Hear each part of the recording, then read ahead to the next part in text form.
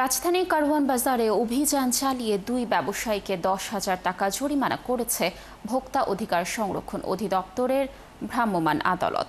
রাতে কারওয়ান বাজারের সবজির আড়তে এই অভিযান চালানো হয়।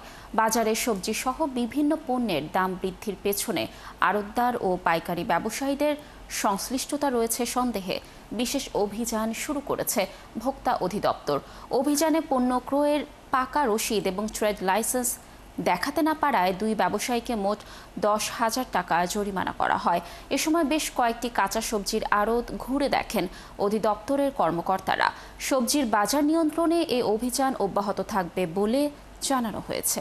পাইকারের পাকা মেমো দেওয়া হয়নি, এক অপরাধ, ট্রেড লাইসেন্স নেই, এই অপরাধের জন্য 5,000 টাকা জরিমানা দেওয়া হয়েছে। দুইটি প্রতিষ্ঠানকে সতর্কতামূলকভাবে 5,000 টাকা করে 10,000 টাকা জরিমানা আরোপ করা হয়েছে।